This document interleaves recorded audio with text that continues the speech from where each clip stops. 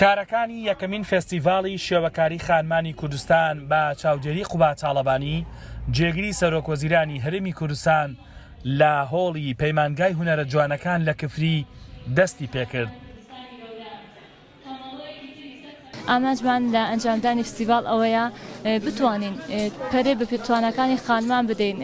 لە هەمان کاتدا چەندین لە بەرنامەی فستیڤاڵدا چەند چالاکیێکی جۆراوجۆر و جیاواز ئەنجام درایەکێک لەوانەیە کە سیمپۆزیۆنێکی هونەری هەیە لە بواری شێوەکاریدا وێنە دەکێشن هونەرمەندان لەسەر تاوی ئاستی هونەرمەندانی کوردستانە.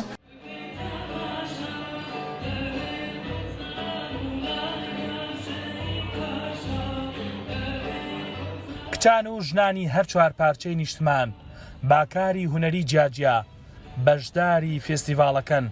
ئەمانە خانمانی گروپی چریکەی سنەن لە ڕۆژهەڵاتی کوردستان. 5 کەس بووین کە یەک کەسمان خواننده بوو و 4 کەسترمان نەوازەندە بوون کە هاتین ئیجرامان کرد گروهی چریکەی سنە و فرە پێمان خۆش بوو کە هاتین ئەم ئیجرامانە کرد کە گشتی خانەمن و توانیمان لەم فستیڤاڵیشە ئێمە بەشداریکەین. گروپی لەیزین با سەمای بالێ فێستیڤاڵەکەیان بەجۆشتر کردووە. با جوڵەی نەرمی لەشیان سەرنجی هەموو لایەکیان بۆ لای خۆیان ڕاکێشاوە. ئەمڕۆ بەڕاستی شانازی بوو بۆ ئێمە کە بتوانین کە لەم فستیڤاڵە بەشدار بین و شانازیە بۆ ئێمە کە کچانی کورد بەو شێوەیە بەهرەمەندن و توانن کاری ئەو بەم شێوەیە بکەن.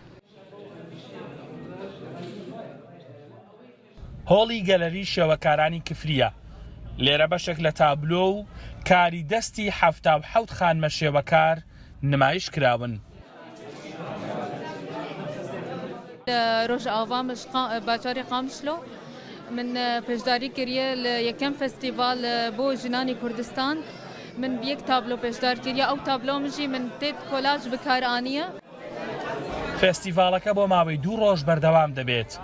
92 خانمی باکوور و باشوور ڕۆژهەڵات و ڕۆژئاوا بەکاری شێوەکاری و کاری دەستی و فۆتۆگرافی بەشدارن لە فێستیڤاڵەکەدا. ملیارێک و 500 میلیۆن دینار گوژمەیان پرۆژەیە بینای بەڕێوەبەرایەتی لاوانی گەرمیان لە کفری. حکوومەت لە یەکەم ڕۆژی فستیڤاڵی خانمانی کوردستاندا کلیلی پرۆژەکەی با تەواوکراوی دایە دەستی ڕۆشنبیران و هونەرمەندانی کفری. هەڵە محەممەد ڕوودا و